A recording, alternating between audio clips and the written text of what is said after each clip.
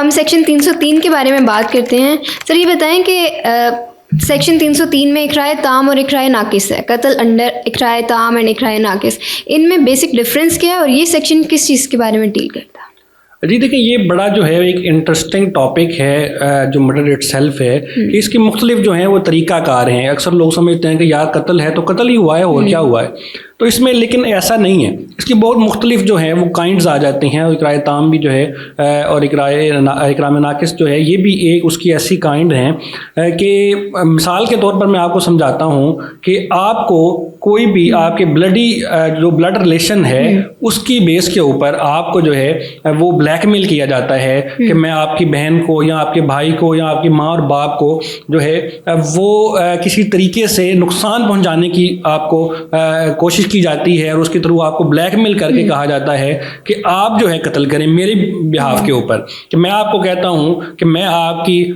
والدہ کو نقصان پہنچاؤں گا, آپ فلانے شخص کا جو ہے جا کے آپ نے قتل کر دینا ہے. ایسی صورت میں اگر آپ کوئی بھی قتل کرتے ہیں تو اس کو ہم اقرام تام کے اندر لے کے آتے ہیں. اس کی وجہ سے کیونکہ آپ جو ہے انڈر انفلوئنس ہوتے ہیں, آپ کی ایک مجبوری بن چکی ہوتی ہے, اس کی بنیاد کے اوپر جو ہے آپ ایسا کوئی بھی قتل کر رہے ہیں یا کوئی بھی مرڈر کر رہے ہیں, تو اس کو سیکشن 303 کے اندر تھوڑی سی کم پنشمنٹ دی گئی ہے جو کہ 10 سال سے لے کر 25 سال تک ہے. لیکن اس کے اندر جو شخص قتل کرے گا اس کی سزا 10 سال سے 25 سال تک ہوگی, اور جو شخص انفلوئنس کر رہا ہوگا, مثال کے طور پر اگر میں انفلوئنس کر رہا ہوں گا تو مجھے پوری جو قتل عمد کی سزا ہے, جو ڈیتھ ہے, لائف امپریزنمنٹ ہے, وہ مل سکتی ہے. لیکن جو آپ ہیں جو کوئی بھی انڈر انفلوئنس پرسن ہے جس نے اس انفلوئنس کے اندر آ کے قتل کیا ہے,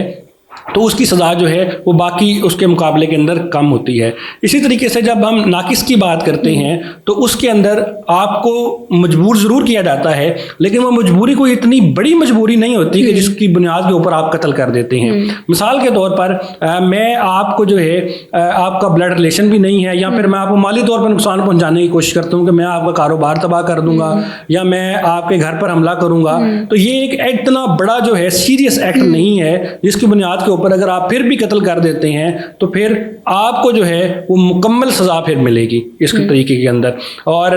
جس شخص نے آپ کو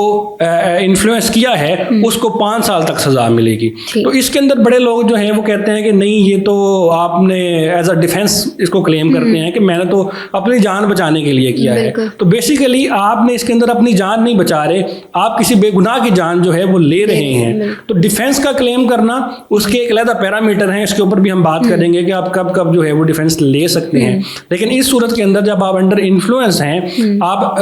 اس بندے کسی بے گناہ کی جان لینے کے بجائے جو آپ کو انفلوئنس کر رہا ہے آپ اس کی جان بھی تو لے سکتے تھے. اگر آپ اس کی جان لیتے ہیں تو پھر تو وہ ڈیفینس کے اندر آ سکتا ہے. لیکن اگر آپ ایک تیسرے معصوم شخص کی جان لے رہے ہیں تو پھر آپ کو جو ہے اس کے اوپر سزا بھگتنا پڑے گی. بالکل ٹھیک.